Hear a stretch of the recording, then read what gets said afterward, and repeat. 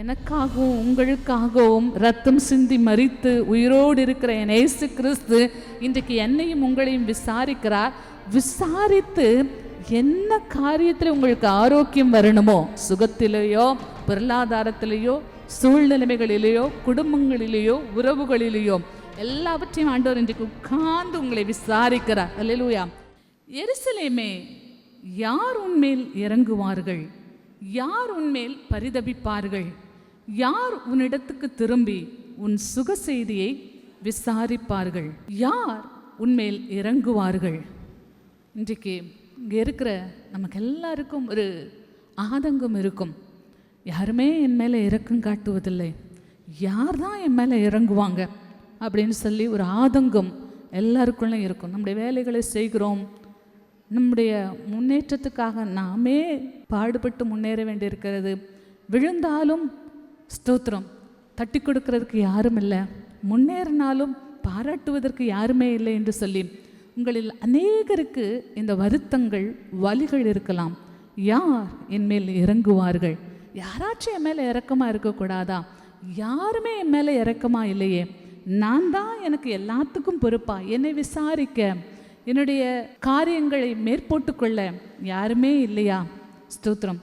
நான் இந்த தேவ செய்திக்குள்ளாக போகிறதுக்கு முன்பாக ஒரு வசனம் எனக்கு ஞாபகமாக இருக்கிறது. ஸ்தோத்திரம். தேவரீர் என் காரியத்தை மேற்போட்டு கொள்வீராக, தேவரீர் எனக்காக பிணைப்படுவீராக. தேவன் நம்முடைய காரியத்தை மேற்போட்டு கொண்டிருக்கிறார்.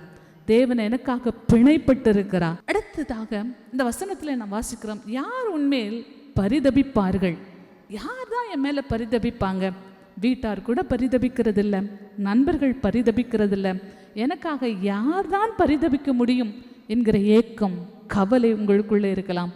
யார் உன்னிடத்துக்கு திரும்பி உன் சுக செய்தியை விசாரிப்பார்கள்? யாராச்சும் என் பக்கம் திரும்பி என் சுக செய்தியை விசாரிப்பாங்களா அப்படின்னு கேட்கலாம். ஸ்தோத்திரம். அன்னாளிடத்திலே அவருடைய கணவராகிய எல்கானா கேட்ட கேள்வி எனக்கு ஞாபகம் வருகிறது. அன்னாளே, நீ ஏன் அழுகிறாய்? ஏன் சாப்பிடாதிருக்கிறாய்? இப்படி விசாரிக்க, என் சுக செய்தியை விசாரிக்க சாப்பிட்டியா இல்லையான்னு கேட்கறது கூட ஆள் இல்லையே அப்படின்னு சொல்லி ஸ்தோத்திரம். உங்களுக்குள்ளே பரிதபிப்புகள் இருக்கலாம். எரேமியா 30:17 அவர்கள் உன்னை விசாரிப்பாரற்ற சீயோன் என்று சொல்லி உனக்கு தள்ளுண்டவள் என்று பெயரிட்டபடியால் நான் உனக்கு ஆரோக்கியம் வரப்பண்ணி உன் காயங்களை ஆற்றுவேன் என்று கர்த்தர் சொல்லுகிறார். அவர்கள் உன்னை விசாரிப்பற்ற சீயோன் என்று சொல்லி, இவங்களை திட்டினா யார் கேட்க இருக்கா? இவங்களை அடித்தா யார் இருக்கிறா? இவங்களுடைய சுக செய்தியை விசாரிக்க யார் இருக்கிறா? விசாரிப்பாரற்ற சீயோன். ஸ்தோத்திரம். நல்ல காரியம். விசாரிப்பாரற்ற லேபிள் இல்லாதவங்க இல்லை, நமக்கு ஒரு லேபிள் இருக்குது, விசாரிப்பாரற்ற சீயோன். ஸ்தோத்திரம். நம்மை சீயோன் குமாரத்திகளாக தேவன் அழைத்திருக்கிறார். அல்லேலூயா. விசாரிப்பாரற்ற சீயோன்னு உலகம் சொல்லுது, தள்ளுண்டவள் என்று உலகம் பேர் கொடுக்குது.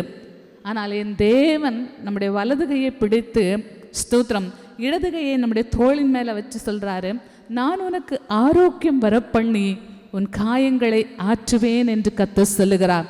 இந்த உலகம் விசாரிக்காட்டி என்ன? ஸ்தோத்திரம். சுற்றியுள்ளவங்க, நீங்கள் விரும்புகிறவங்க, நீங்கள் எதிர்பார்க்கிறவங்க விசாரிக்காட்டி என்ன? அதனால காயம்பட்டு வந்திருக்கிறீங்களா? இன்றைக்கு ஏன் தம்முடைய சபைக்கு ஆண்டவர் உங்களை அழைத்து வந்தார்னா, உங்களை விசாரிப்பதற்காக அவர் உங்களை அழைத்து கொண்டு வந்தார். அல்லேலூயா. அவர் உங்களை தனித்தனியாய் விசாரிக்க போகிறார். உன் முகம் ஏன் வாடலாக இருக்கிறது? உன் முகம் ஏன் ஸ்தோத்திரம் தொய்வாக இருக்கிறது? உன்னுடைய முகத்தில் ஏன் கவலை இருக்கிறது? உனக்கு சுகம் இல்லையா? இன்டர்னல் ஆர்கன்ஸ் ஏதாவது பாதிக்கப்பட்டிருக்கிறா? முகத்தில் ஏன் இந்த வாடல் என்று சொல்லி என் கர்த்தர் விசாரிக்கிறார். மற்றவங்கள்லாம் விசாரிச்சுட்டு அனுதாபத்துக்காக சில வார்த்தைகளை சொல்லுவாங்க. நீங்கள் விரும்புகிறவங்க, நீங்கள் எதிர்பார்க்குறவங்க உங்களிடத்துல விசாரிச்சுட்டு ஸ்தோத்திரம் உங்ககிட்ட இந்த செய்தியை வாங்கிட்டு பரிதபிக்கிற மாதிரி பரிதபிச்சுட்டு மற்றவங்களுக்கு நியூஸ் சொல்கிறதுக்கு அது ஒரு நியூஸாக கலெக்ட் பண்ணிட்டு போவாங்க. ஆனால் எனக்காகவும் உங்களுக்காகவும் ரத்தம் சிந்தி மரித்து உயிரோடு இருக்கிற என் இயேசு கிறிஸ்து இன்றைக்கு என்னையும் உங்களையும் விசாரிக்கிறார். விசாரித்து என்ன காரியத்தில் உங்களுக்கு ஆரோக்கியம் வரணுமோ, சுகத்திலேயோ பொருளாதாரத்திலேயோ சூழ்நிலைமைகளிலேயோ குடும்பங்களிலேயோ உறவுகளிலேயோ எல்லாவற்றையும் ஆண்டவர் இன்றைக்கு உட்கார்ந்து உங்களை விசாரிக்கிறார். அல்லேலூயா. வானம் அவருடைய சிங்காசனம், பூமி அவருடைய பாதப்படி. உட்கார்ந்து அவர் விசாரிக்கிறார். அல்லேலூயா. நீங்க முக்கியம், அதனால இன்றைக்கு உட்கார்ந்து விசாரிக்கிறார்.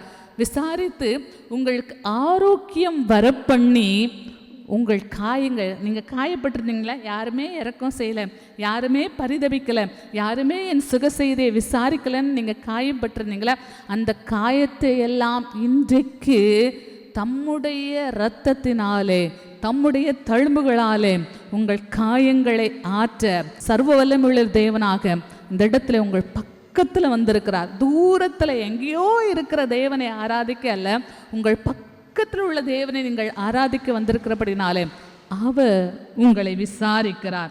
1 பேதுரு 5:7 அவர் உங்களை விசாரிக்கிறவரானபடியினாலே உங்கள் கவலைகளையெல்லாம் அவர் மேல் வைத்து விடுங்கள். அல்லேலூயா. அவர் உங்களை விசாரிக்கிறார். இயேசு கிறிஸ்து உங்களை விசாரிக்கிறார். அப்போ எந்த கவலை, எந்த பாரமாக இருந்தாலும் அவர் மேல் வைத்து விட்டால் அவர் உங்களுக்கு இளைப்பாறுதலை தர வல்லவராய் இருக்கிறார். சங்கீதம் 102:7 நான் நித்திரை இல்லாமல் வீட்டின் மேல் தனித்திருக்கும் குருவியை போல் இருக்கிறேன். உங்களுடைய பிரச்சனை தனிமை, உங்களுடைய பிரச்சனை நிராகரிப்பு, உங்களுடைய பிரச்சனை அன்பில்லாத ஒரு உணர்வு, உங்களுடைய பிரச்சனை யாரும் என்னை புரிந்து கொள்ளவில்லை என்கிற வேதனை.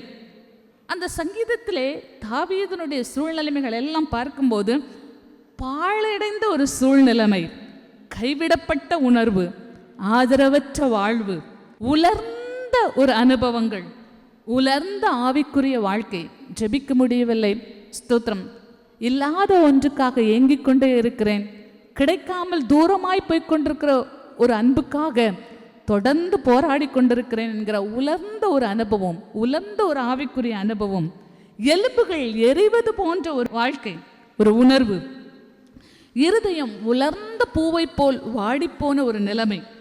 இப்படியாக உங்களுடைய சூழ்நிலைமைகள் இருந்தாலும் என் இயேசு கிறிஸ்து உங்களை விசாரிக்கிறார். அல்லேலூயா. 1 ராஜாக்கள் 19 எலியாவுடைய நிலைமையை குறித்து நாம் வாசிக்கிறோம். அவன் மனாந்திரத்திலே ஒரு நாள் பிரயாணம் போய் ஒரு சூரை செடியின் கீழ் உட்கார்ந்து தான் சாக வேண்டும் என்று கோரி, போதும் கர்த்தாவே, என் ஆத்துமாவை எடுத்துக்கொள்ளும், நான் என் பிதாக்களை பார்க்கிலும் நல்லவன் அல்ல என்று சொல்லி 10வது வசனத்தை கவனியுங்கள். அதற்கு அவன் சேனைகளின் தேவனாகிய கர்த்தருக்காக வெகு பக்தி வைராக்கியமாய் இருந்தேன்.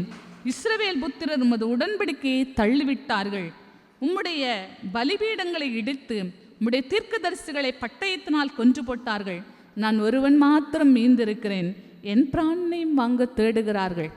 எல்லாரும் மனம் போன போக்கிலே வாழ்ந்தாங்க.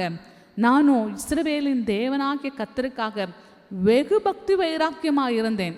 ஆனாலும் தனிமை, ஆனாலும் சவால்கள் துரத்துகிற நிலைமை, நான் என்ன செய்வேன் என்று சொல்லி எலியாவை போன்ற சூழ்நிலைமையில் இன்றைக்கு காலையில் நீங்கள் வந்திருக்கலாம். என்று சொல்கிறா, என் ஜனத்தை ஆற்றுங்கள், தேற்றுங்கள், என் ஜனத்தோடு பச்சமாய் பேசி, நீ ஏன் இப்படி கோவப்படுற, நீ ஏன் இப்படி அழுதுட்டே இருக்கிற, நீ ஏன் எப்போ பார்த்தாலும் குறை சொல்லிட்டு முறுமுறுத்துட்டே இருக்கிறன்னு சொல்லி கடிந்து கொள்ள தேவன் இன்றைக்கு யாருக்கும் உங்கள் மேல் அதிகாரம் கொடுக்கல. என் ஜனத்தோடு பச்சமாய் பேசி அதன் போர் முடிந்தது என்று அதற்கு சொல்லுங்கள். அல்லேலூயா. என் தேவன், ஏன் அழுற, நம்ம சும்மா அழுதுகிட்டே இருந்தீங்கன்னா வீட்டில் உள்ளவங்க சொல்லுவாங்க, ஏன் சும்மா அழுதுகிட்டே இருக்கிற, இப்போ உனக்கு என்ன குறை வந்தது, ஆண்டவர் இல்லையா அப்படின்னு சொல்லி ஆதரவு தான் சொல்லுவாங்க, ஆலோசனை தான் சொல்லுவாங்க, நமக்கு தயவாக பேசுகிற மாதிரி தான். ஆனால் டோனில் உள்ள மாடுலேஷன் கொஞ்சம் டிஃப்ரெண்ட்டாக இருக்கும், அது பச்சமாக இருக்காது, அது நமக்கு ஆதரவாக இருந்தது. பரவாயில்லம்மா, போட்டுமா. ஒரு நேரம் சொல்லுவாங்க, தொடர்ந்து அழுதுகிட்டே இருந்தீங்கன்னா உனக்கு வேறு வேலை இல்லையா, சும்மா அழணுமே, காரணம் இல்லாமல் அழுதுகிட்டே இருக்கியா அப்படின்னு கத்துவாங்க. ஆனால் எனக்கு பிரியமானவர்களே, என் இயேசு கிறிஸ்து உங்களுக்காக சொல்லுகிறார், என் ஜனத்தோடு பச்சமாய் பேசி அதன் போர் முடிந்தது என்று அதற்கு சொல்லுங்கள். அல்லேலூயா. என் தேவன் உங்களுக்கு யாரும் உங்ககிட்ட வந்து ஆதரவு சொல்ல வந்தா கூட, யார் உங்களுக்கு இரக்கம் சொல்ல வந்தா கூட, யார் உங்களை விசாரிக்க வந்தா கூட, இந்த நாட்கள் வருகிற இந்த கால பகுதிகளிலே அவங்க வந்து கடினமாய் உங்களிடத்துல பேசாதபடிக்கு உங்க பக்கத்தில் இயேசு நிற்கிறார். அவங்க வந்து உங்களுக்கு மெதுவான பிரதியுத்தரம் சொல்லணும், உங்களோடு பச்சமாய் பேசுவதற்கு தான் இந்த கால பகுதியை தேவன் உங்களுக்கு ஆசீர்வதித்து கொடுத்திருக்கிறார். அல்லேலூயா. அப்போ அந்த சூரிய செடியின் கீழே போய் படுத்திருந்தாலும் தேவன் தம்முடைய தூதனை அனுப்பி அவரை பலப்படுத்துகிறார். நீ போக வேண்டிய பிரயாணம் வெகு தூரம் என்று சொல்லி அவரை தைரியப்படுத்துகிறார். அந்த போஜனத்தின் பலத்தினாலே 40 நாள் எலியாவை நடக்க பண்ணுகிறார்.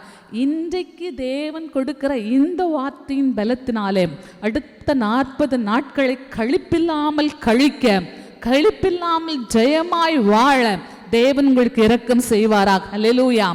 ஏன் உங்களை விசாரிக்கிறார்? ஏன் உங்களோட பட்சமாய் பேசுகிறார்? ஏன் உங்களுக்கு தம்முடைய ஆதரவை தேவன் தெரிவிக்கிறார் அப்படின்னா, ஸ்தோத்திரம், நீங்கள் செய்ய வேண்டிய முக்கியமான கடமைகள் இருக்கிறது. எலியாவை தேவன் பலப்படுத்தினார். எலியாவை தேவன் தூதனை கொண்டு பலப்படுத்தினார். எலியாவோடு தேவன் பேசினார். எலியாவினுடைய டிப்ரெஷன்லேருந்து தேவன் தூக்கிவிட்டார். ஏன்? நீ இஸ்ரவேலின் மேலே யெகூவை ராஜாவாக அபிஷேகம் பண்ணணும். உன்னுடைய ஸ்தானத்திலே நீ எலிசாவை தீர்க்கதரிசியாக அபிஷேகம் பண்ணணும். நீ ஆசகேலை ராஜாவாக அபிஷேகம் பண்ணணும். 3 முக்கியமான பொறுப்புகளை அவன் மேலே கொடுத்து அந்த வேலைக்காகவே அன்றைய தினத்திலே தேவன் எலியாவை தைரியப்படுத்தினார்.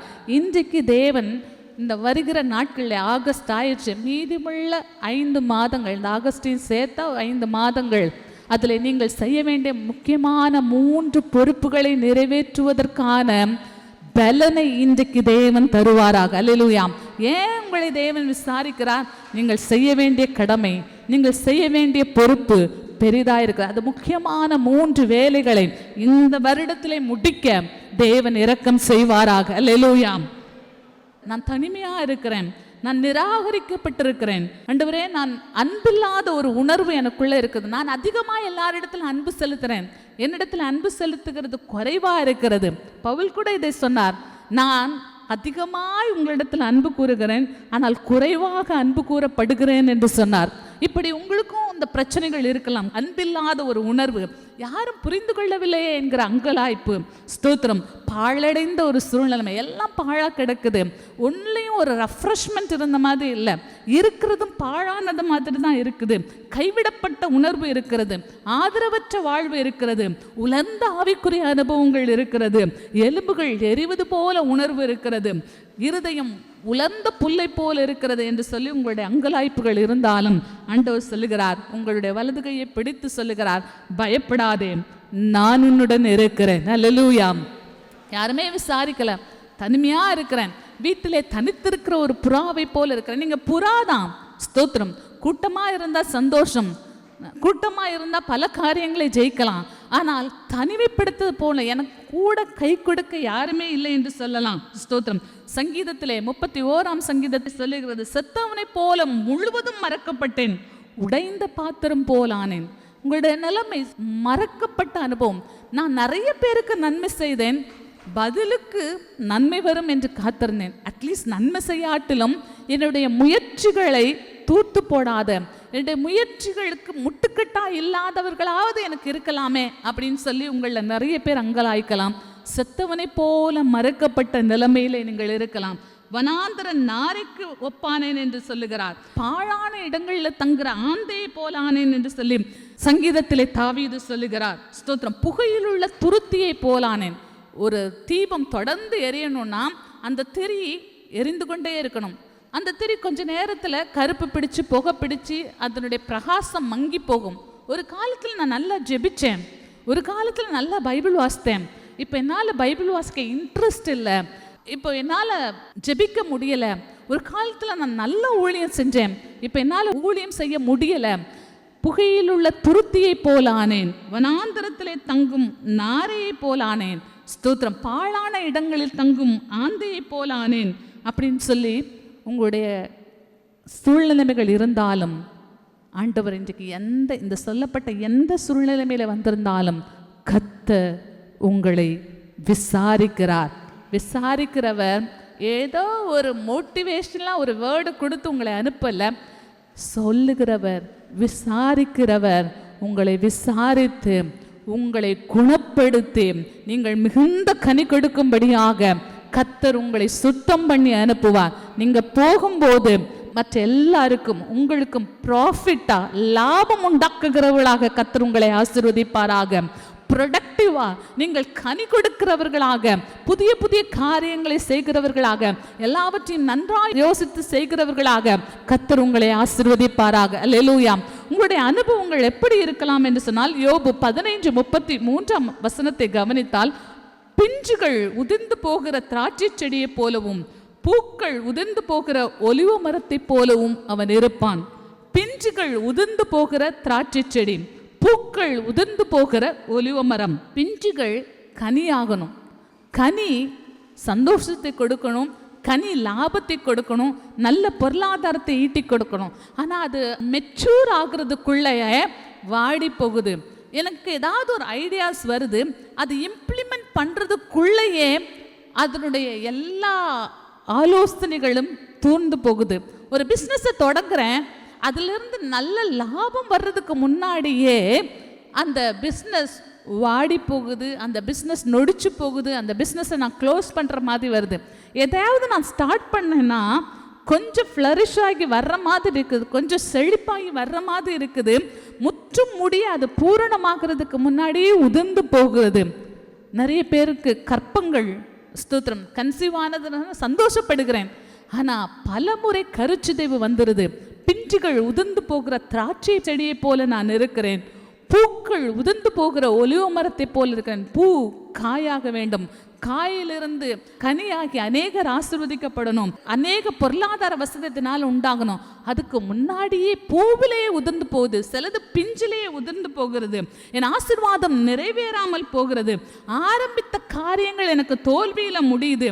என் கனவுகள் அது நிறைவேறாமல், ஸ்தோத்திரம், அது சிதைந்து போகிறது. அப்படி என்று சொல்லி இங்கே நிறைய பேர் வருத்தத்தோடு வேதனையோடு இருக்கலாம். ஸ்தோத்திரம்.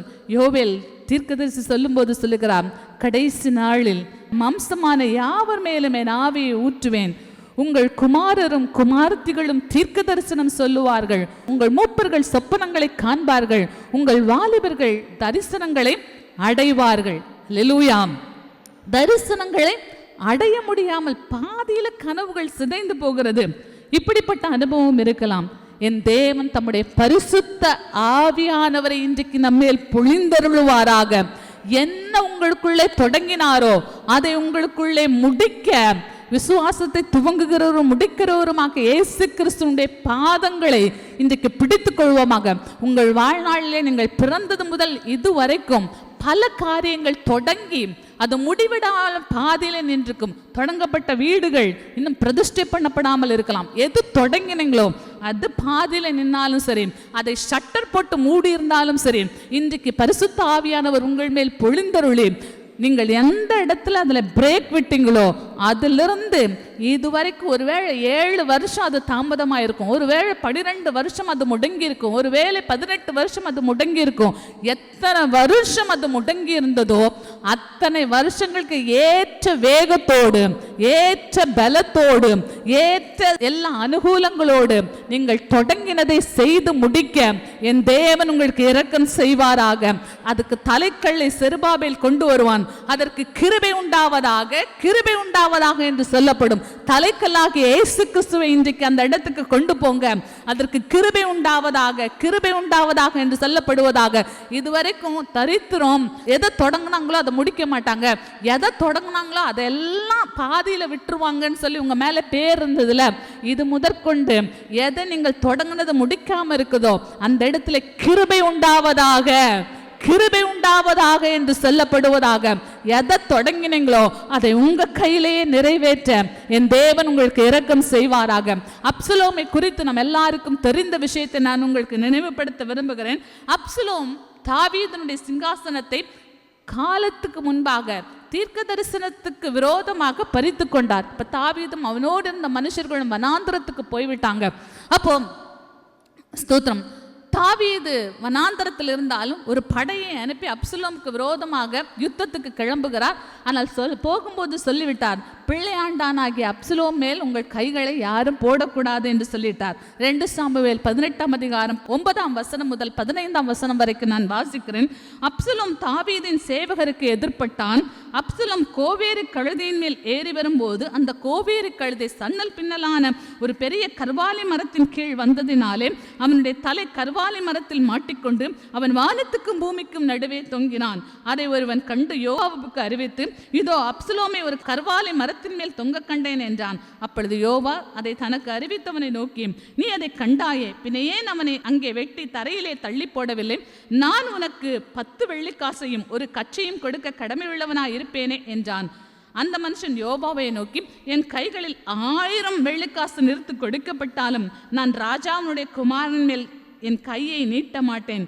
பிள்ளையாண்டானாகிய அப்சலோமை நீங்கள் அவரவர் காப்பாற்றுங்கள் என்று ராஜா உமக்கும் அபிசாய்க்கும் ஈத்தாய்க்கும் என் காதுகள் கேட்க கட்டளையிட்டாரே. ராஜாவுக்கு ஒரு காரியம் மறைவாய் இருக்க மாட்டாது. ஆதலால் நான் அதை செய்வேனாகில் என் பிராணனுக்கு விரோதமாய் செய்வேன், நீரும் எனக்கு விரோதமாய் இருப்பீர் என்றான். ஆதலால் யோவாப், நான் இப்படி உன்னோடு பேசி தாமதிக்க மாட்டேன் என்று சொல்லி தன் கையிலே 3 வல்லையங்களை எடுத்துக்கொண்டு அப்சலோம் இன்னும் கர்வாலி மரத்தின் நடுவிலே உயிரோடே தொங்குகையில் அவைகளை அவன் நெஞ்சிலே குத்தினான். அப்பொழுது யோவாவின் ஆயுததாரியாகிய 10 சேவகர் அப்சலோமை சூழ்ந்து அவனை அடித்து கொன்று போட்டார்கள்.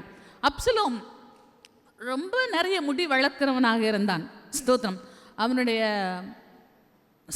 ஸ்டைலே வருஷத்துக்கு ஒரு முறை அந்த முடியை வெட்டி அதை கரெக்ட் பண்ணி அதை நிறுத்து அந்த தன் முடி எவ்வளோ வளர்ந்துருக்கிறதுன்னு காட்டுறது தான் அவனுடைய பெருமை. ஸ்தோத்திரம். இந்த அப்சலோம் ராஜாவாக ஆசைப்பட்டான், குறுக்கு வழியிலே போனான். அவனுடைய நோக்கம் சரியா இல்லை. இப்பொழுது அப்சலோம் தாவீதின் சேவர்களுக்கு விரோதமாக யுத்தத்துக்கு வரும்போது அவன் போய்கொண்டிருக்கும் போது கர்வாலி மரத்தின் சிக்கி கொண்டான். அப்போ அங்கே தாவீதனுடைய போச்சவர்கள் ஒருத்தன் வந்து அதை பார்த்து யோவாபுக்கு அறிவிக்கிறான். ராஜா ஏற்கனவே சொல்லியிருந்தார், ஸ்தோத்திரம், பிள்ளையாண்டானை பத்திரமாய் நடப்பியுங்கள், பிள்ளையாண்டனை மெதுவாய் நடப்பியுங்கள் என்று சொல்லியிருந்தார். இதெல்லாம் கேட்காம யோவாப் கொன்று போட்டான். இந்த சம்பவத்திலிருந்து நமக்கு தெரிகிறது என்ன? தொடங்கினது யுத்தத்தை தொடங்கின அப்சலோமானால் அதை முடிக்க முடியவில்லை. ராஜாவின் குமாரனாய் இருந்தும் சிறுவயது முதற்கொண்டு யுத்தங்களை பெற்றிருந்தும் ராஜாவினுடைய ஸ்தோத்திரம் வாக்கு தத்துவத்தை பெற்றிருந்தும் அவனால் தொடங்கினதை கம்ப்ளீட் பண்ண முடியல. ஏன்? அவனுடைய நோக்கம் சரியா இல்லை. ஏன் பிஞ்சிலே உதிர்ந்து போகிறோம்? ஏன் உங்களுடைய கனவுகள் சிதைந்து போகிறது? உங்கள் நோக்கம் சரியாக இன்றைக்கு தேவன் உங்கள் நோக்கத்தை சரிப்படுத்துவாராக. உங்கள் நோக்கம் எப்படிப்பட்டதாக இருக்கிறது? உங்கள் நோக்கம் இயேசுவை பிரியப்படுத்த வேண்டும். நான் புசித்தாலும் குடித்தாலும் தேவனுடைய ராஜ்யத்துக்காக நான் செய்ய வேண்டும் என்ற நோக்கம் இருக்க வேண்டும். நீங்கள் எதை செய்தாலும் தேவனுக்கென்று செய்ய வேண்டும் என்று இருக்கணும். எனக்கென்று ஒரு ஜெயஸ்தம்பத்தை நாட்டுவேன் என்று சவுல் சொன்னது போல நினைத்தால் உங்களுடைய காரியங்கள் பாதியிலே நிற்கும். ஏன் என் காரியம் பாதியில நின்றுச்சு? ஏன் என்னால் ஜெயிக்க முடியல? இந்த ஃபீல்டில் உள்ள எல்லாரும் ஜெயிக்கிறாங்க, என்னால் ஏன் ஜெயிக்க முடியல? உங்கள் நோக்கங்களை கர்த்தர் சரி பண்ணுவாராக. அல்லேலூயா. முதலாவது தேவனுடைய ராஜ்யத்தையும் அவருடைய நீதியையும் தேடுங்கள், அப்பொழுது இவைகள் எல்லாம் உங்களுக்கு கூட கொடுக்கப்படும். உங்களுடைய ராஜ்யத்திலே, உங்களுடைய அந்த ராஜாங்கத்திலே நீங்கள் ஜெயிக்கிறதுக்கு கர்த்தர் புது பலனை இன்றைக்கு கொடுப்பாராக. புது அபிஷேகத்தை தேவன் தருவாராக. புதிய யுக்திகளை தேவன் தருவாராக. நீங்க ஒரு ஆபீஸ்ல வேலை பார்க்கலாம், எங்க வேலை பார்த்தாலும் சரி, நீங்க படிக்கிறவங்களாக இருந்தாலும் சரி, நீங்கள் உங்களுடைய ராஜாங்கமே உங்க குடும்பம், நான் குடும்பத்துல தான் இருக்கிறேன், ஹவுஸ் ஒய்ஃபா தான் இருக்கிறேன் அப்படின்னாலும் உங்களுடைய அந்த குடும்பத்திலே எல்லாம் உங்களை சுற்றி நடக்கத்தக்கதாக, உங்களாலே அங்கே ஜெயம் வரத்தக்கதாக, உங்களாலே அங்கே ஆசீர்வாதம் வரத்தக்கதாக புது கிருபைகளை தேவனிடத்தில் இன்றைக்கு காலை வேளையிலே நாம் யாவரும் பெற்றுக்கொள்வோமாக. உங்களுடைய சூழ்நிலைமைகளிலே, உங்களுடைய அந்த ராஜாங்கத்திலே நீங்கள் ஜெயிக்கிறதற்கு உங்கள் நோக்கத்தை கர்த்தர் சரி பண்ணுவாராக. புதிய அபிஷேகத்தையும் புதிய கிருபைகளையும் புதிய கிருபை வரங்களையும் புதிய தாளந்துகளையும் தேவன் தருவாராக. சமைக்கிறதுக்கு எதுக்குங்க புதிய தாளந்து? சமைக்கிறதுக்கு எதுக்குங்க புதிய கிருபை வரங்கள்? பிள்ளைங்களை நடத்துறதுக்கு எதுக்குங்க புதிய கிருபை வரங்கள்னு சொல்றீங்களா? பிள்ளைகள் உங்கள் கைக்கு கீழ்பட்டு இருக்கணுமா? பிள்ளைகள் உங்களுடைய ஜபத்தினாலே ஒரு பெரிய ராஜாசனத்தில் உட்காரணுமா? உங்களுக்கு புதிய வரங்களை தேவன் இன்றைக்கு தருவாராக. அல்லேலூயா.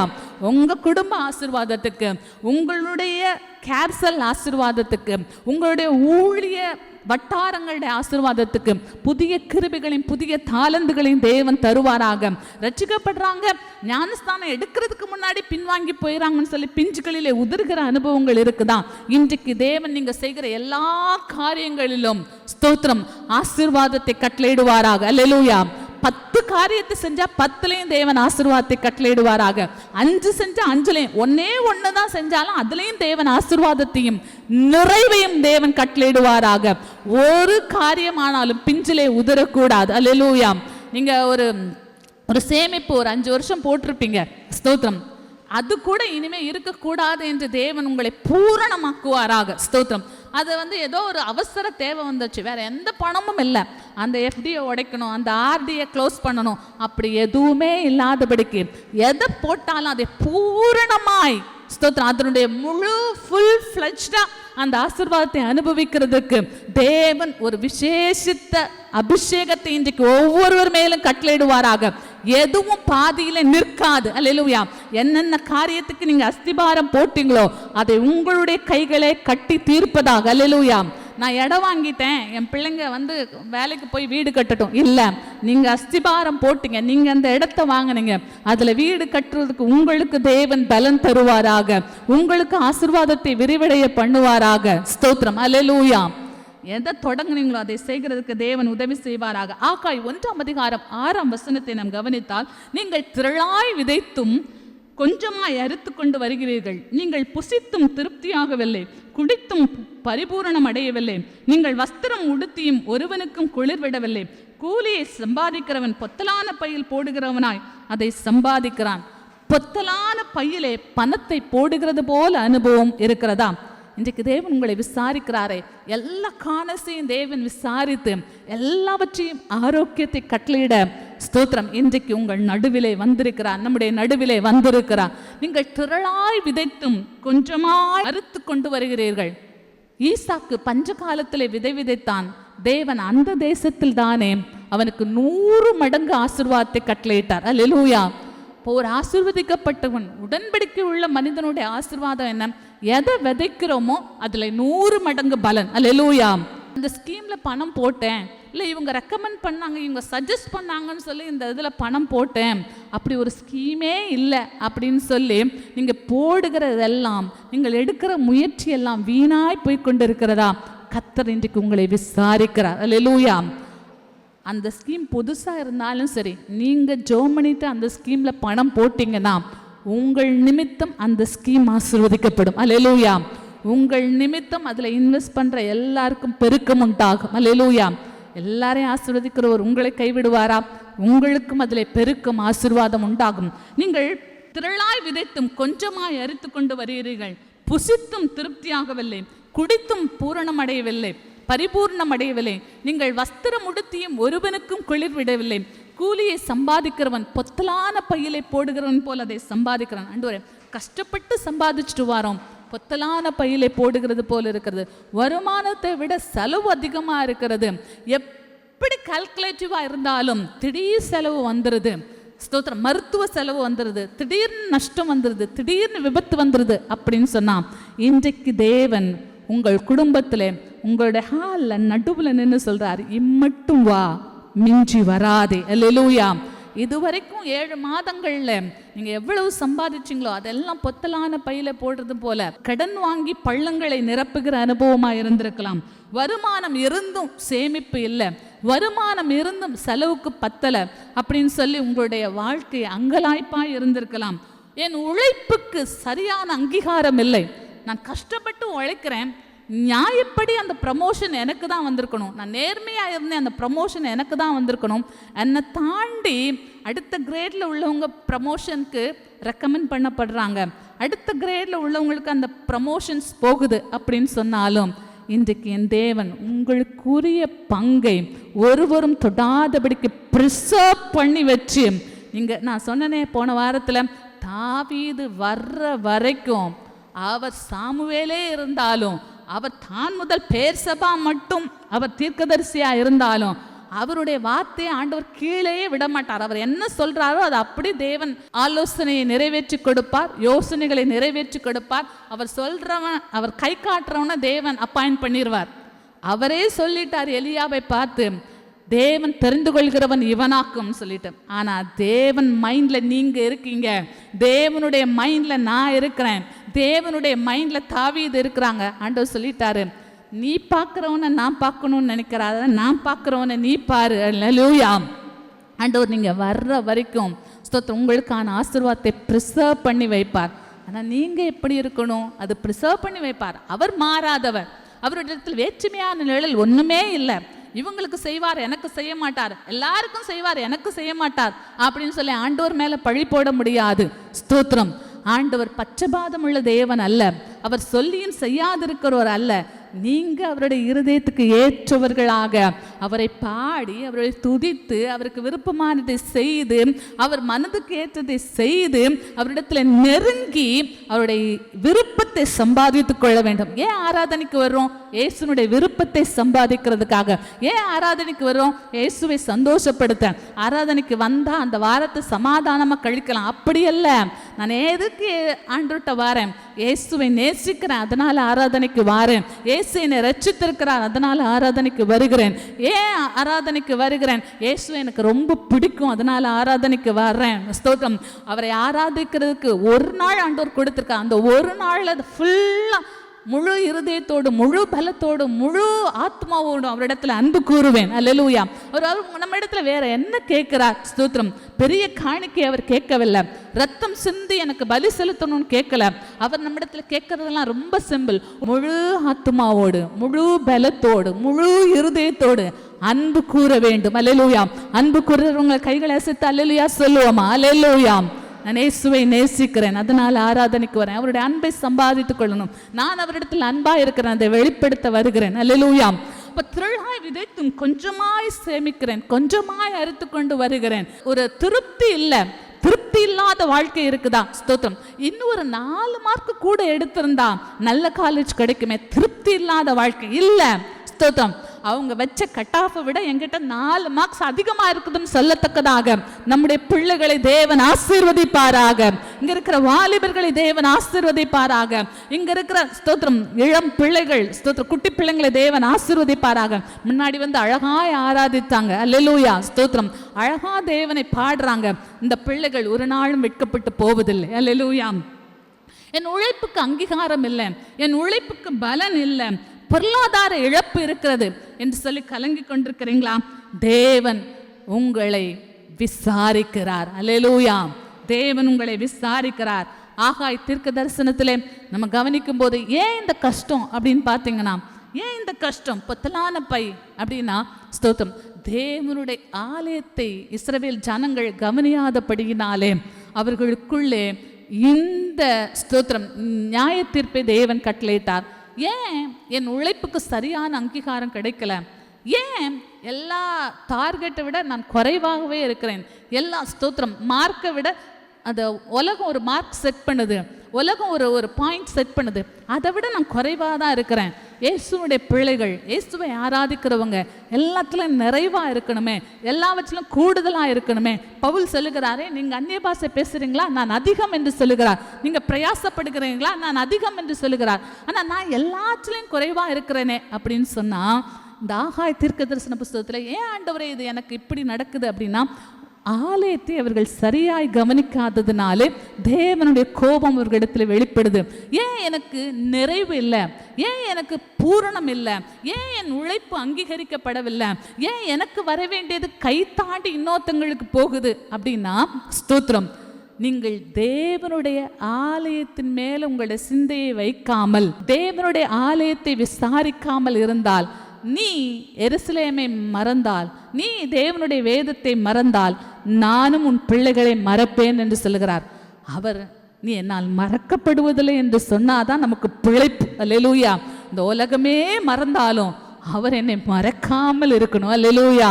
இந்த உலகத்துல யார் எனக்கு எதிராக இருந்தாலும் இயேசு எனக்கு ஆதரவாக இருக்கணும். அல்லேலூயா.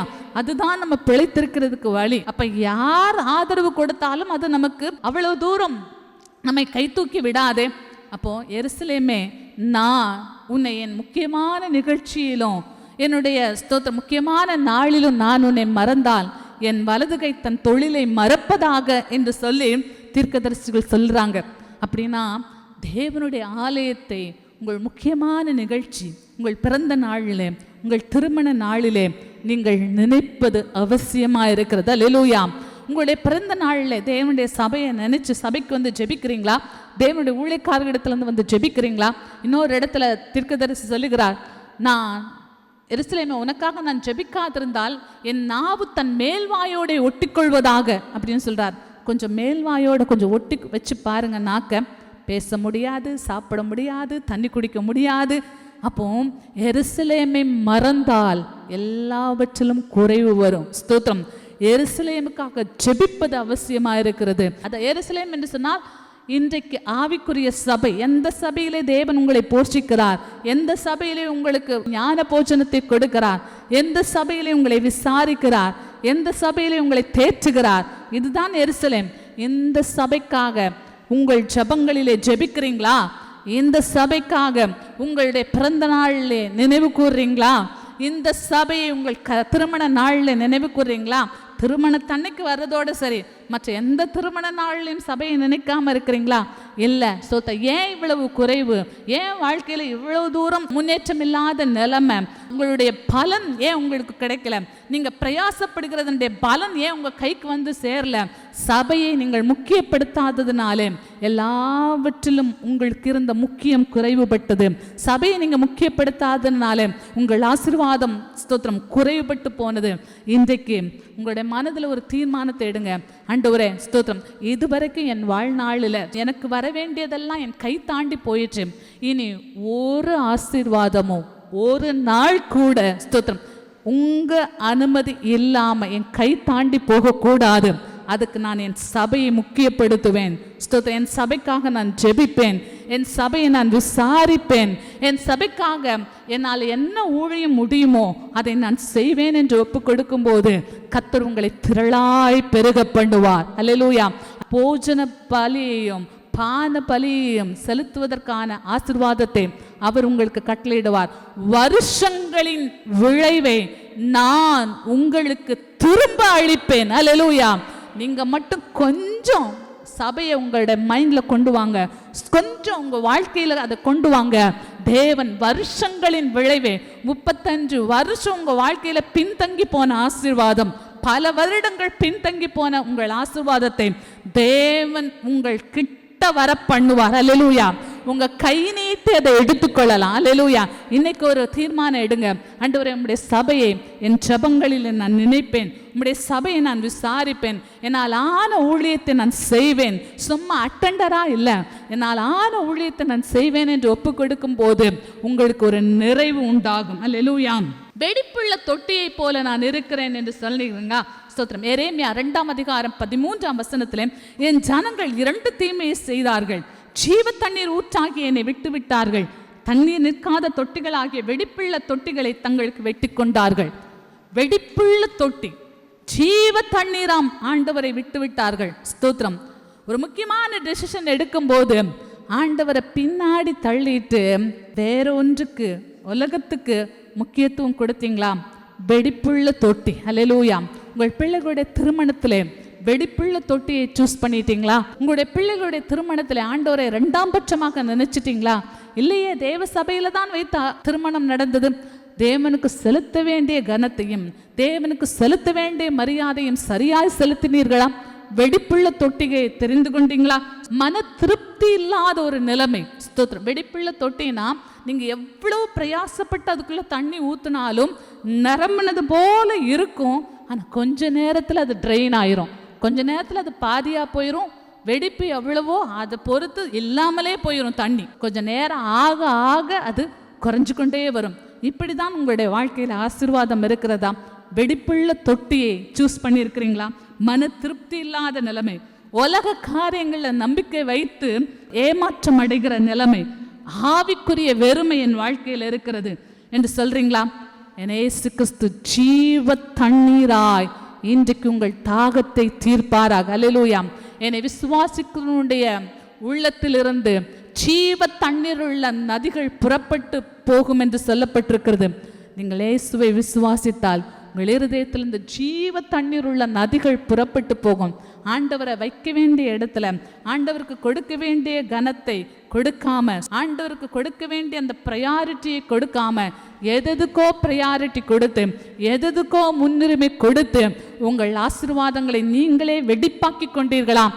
கர்த்தர் இந்த நாளிலே உங்களுடைய எல்லா புத்தீனத்தையும் கர்த்தர் மன்னித்து உங்களை தம்முடைய நிறைவினால் அவர் ஆசீர்வதிப்பாராக. அல்லேலூயா. ஜீவ தண்ணீராம் தேவன் உங்களுடைய தாகத்தை தீர்ப்பாராக. நான் உடைந்த பாத்திரம் போலானேன். ஏற்கனவே நம்ம வாசித்தோம் சங்கீதம் 31:12. சத்தவனை போலவும் எல்லாராலும் முழுவதும் மறக்கப்பட்டேன், உடைந்த பாத்திரத்தை போலும் ஆனேன். ஸ்தோத்திரம். மதிப்பிழந்த வாழ்க்கை. உடைந்த பாத்திரம் யாரும் விரும்ப மாட்டாங்க. ஒரு பாத்திரத்துக்கு நல்ல மதிப்பு இருக்கும். ஒரு கண்ணாடி பாத்திரத்தை யோசித்து பாருங்க, அதை பத்திரமாய் வைத்திருப்போம். யாராவது வீட்டுக்கு ஸ்பெஷலானவங்க வந்தால் அந்த பாத்திரத்தில் சாப்பாடு பரிமாறுவோம், அந்த பாத்திரத்தில் அவங்களுக்கு குடிக்கிறதுக்கு ஏதாவது பரிமாறுவோம். அவ்வளோ மதிப்பாய் அவ்வளோ பத்திரமா இதை வச்சுருப்போம். ஆனால் அது உடஞ்சி போச்சுன்னா அதை குப்பையில் தான் போடுவோம். அதுக்கப்புறம் அதுக்கு மதிப்பு இருக்காது. ஸோ எவ்வளவாய் மதிக்கப்பட்டதோ அவ்வளவாய் அது இகழப்படும், அவ்வளவாய் அதனுடைய மதிப்பு இழந்து குப்பை தொட்டிக்கு போகும். அதே போல நான் உடைந்த பாத்திரம் போல் இருக்கிறது. ஒரு காலத்தில் நான் எல்லா காரியங்களிலும் முதல்ல அழைக்கப்பட்டேன். ஒரு காலத்தில் எல்லா காரியங்களிலும் என்னை முதன்மைப்படுத்தினாங்க. இப்போ என் மதிப்பு நான் இழந்து போனேன், என் குடும்ப கௌரவத்தை நான் இழந்து போனேன் என்று சொல்கிறீங்களா? உடைந்த பாத்திரத்தை போல ஆனேன், மன உடைஞ்சு போய் இருக்கிறேன் அப்படின்னு சொல்கிறீங்களா? மன முறிவு யாரால் தாங்கக்கூடும்? மனம் உடைஞ்சு போச்சு. வீட்டில் ஏதோ ஒன்று நடந்தது, அதனால் மனம் உடைந்து போச்சு. நான் நிராகரிக்கப்படுகிறேன், என்னை எல்லாரும் ரிஜெக்ட் பண்ணுறாங்க, என்னை தேடுவார் இல்லை, என்னை சேர்த்துக்கொள்வார் இல்லை என்று சொல்கிறீங்களா? பயனற்றவன் பயனற்றவள் என்கிற எண்ணம் எனக்குள்ளே அடிக்கடி வருது. யாரும் என்னை ரிஜெக்ட் பண்ணுறாங்க பண்ணல, நானே பயன் இல்லாதவன் சொல்லி என்னை ஒதுக்கி கொள்கிறேன் அப்படின்னு சொல்லி உங்களுக்குள்ளே எண்ணங்கள், உங்களுக்குள்ளே கவலைகள், சோர்வுகள் இருக்கிறதா? இன்றைக்கு உங்களை விசாரிக்கிறதுக்கு தான் இங்கே கூட்டு வந்தார். அல்லேலூயா. உங்களை நீ இது செஞ்ச, இதெல்லாம் உன்னுடைய நிலைமைன்னு சொல்லி உங்களை கஷ்டப்படுத்துறதுக்கோ மனம் முறிவு அடைவதற்கோ தேவன் இதை பேசவில்லை. இப்படியெல்லாம் நீ இருக்கிறியா அப்படின்னு உங்களை விசாரிக்கிறார். விசாரிக்கிறவர் உங்களை காயம் கட்டுகிறவர் உங்களுக்கு ஆரோக்கியம் வர பண்ணுகிறார், உங்களை சுகப்படுத்துகிறார், உங்களை மிகுந்த கனிகளை கொடுக்கிறவர்களாய் இன்றைக்கு ஆசீர்வதித்து அனுப்புகிறார். அல்லேலூயா. இதுக்கப்புறம் நீங்கள் இன்னைக்கு இருந்தது போல இருக்க போவதில்லை. இத்தனை மாதங்கள் இருந்தது போல உங்கள் வாழ்க்கை இருக்க போகிறதில்லை. இத்தனை வருடங்கள் உங்கள் வாழ்நாளில் இருந்தது போல உங்கள் வாழ்க்கை இருக்க போவதில்லை. புதிய மனிதனாக, புதிய மனுஷியாக தேவன் தம்முடைய வார்த்தையை அனுப்பி உங்களை தூக்கி எடுத்து அனுப்புவார். அல்லேலூயா. எரேமியா தீர்க்க தரிசனத்திலே 18ஆம் அதிகாரத்திலே ஒரு குயவன் வீட்டுக்கு எரேமியாவை தேவன் போக சொல்லுகிறான். அந்த குயவன் அந்த திரிகையிலே ஒரு மண்பாண்டத்தை செய்து கொண்டு இருக்கும் போதே அவருடைய கையிலே அந்த பாண்டம் கெட்டு போயிற்று. அதை வேறே திருத்தமாய் செய்யும்படிக்கு தன் பார்வைக்கு சரியாய் கண்டபடி அதை திரும்ப வேறே பாண்டமாக குயவன் வணைந்தானாம். நான் உடைந்த பாத்திரம் போல இருக்கிறேன், நான் நொறுக்கப்பட்ட பாத்திரம் போல இருக்கிறேன், என்னால் பயன் ஒன்றும் இல்லை, எனக்கு மதிப்பே இல்லை அப்படின்னு நீங்கள் சொன்னாலும் ஒரு நல்ல செய்தி, நீங்கள் எங்கேயோ குப்பையில் இருக்கல, தேவனுடைய சமூகத்துக்குள்ளே இருக்கிறீங்க. அந்த மண்பானை கெட்டு போயிடுச்சு. அது வேற எங்கேயோ கெட்டு போயிடுச்சுன்னா அது எல்லாரெல்லாம் மிதிக்கப்படுறதுக்கும் தூக்கி எறியப்படுறதுக்கு தான் பிரயோஜனமாக இருந்திருக்கும். அந்த மண்பானை கெட்டு போனது குயவன் கையிலே கெட்டு போயிட்டு. அதே போல நீங்கள் உடைந்த பாத்திரமாய், விசாரிப்பற்றவர்களாய், ஸ்தோத்திரம், பயனற்றவர்களாய் இருக்கலாம், எல்லாராலும் ஒதுக்கப்பட்டவர்களாய் இருக்கலாம். ஆனால் தேவனுடைய கரத்திலே நீங்கள் இருக்கிறபடியினாலே உங்களை வேறே பாண்டமாக, அது மட்டுமல்ல தம்முடைய பார்வைக்கு சரியாய் கண்டபடி, அல்லேலூயா, இயேசுனுடைய பார்வைக்கு சரியாய் கண்டபடி இன்றைக்கு தேவன் உங்களை வணைய விரும்புகிறார். யாரெல்லாம் ஆண்டவரே என்னுடைய நிலைமை இப்படிதான் இருக்குது. நான் உடைந்த பாத்திரம் போல இருக்கிறேன். தேவன் என்னை வணையணும், ஒரு விசை தூக்கி எடுக்கணும். பொத்தலான பையில போடப்பட்டது போல இருக்கிறது. என்னை தேவன் ஆசீர்வதிக்கணும். என்னுடைய ப்ரமோஷன், என்னுடைய ஆசீர்வாதங்கள் என்னை தாண்டி தாண்டி இன்னொருத்தங்களுக்கு போகுது. ஒரு கிஃப்ட் வரணும்னா கூட என்கிட்ட வரும்போது பார்த்து அந்த கிஃப்ட் தீர்ந்து போகுது, என்கிட்ட வரும்போது பார்த்து அந்த ஆசீர்வாதம் நின்று போகுது அப்படின்னு சொல்லி எனக்கு எதுவுமே வர்றதில்லை. எந்த ஆசீர்வாதமும் என்னை தேடி வர்றதில்லை, நான் விரும்பியும் வர்றதில்லை. ஆனால் தேவன் இன்றைக்கு ஒரு மாற்றத்தை என் வாழ்க்கையில் கட்டளைன்னு சொல்லுகிற யாரா இருந்தாலும் இருக்கிற இடத்துல நம்ம எழும்பி நிற்கலாம்.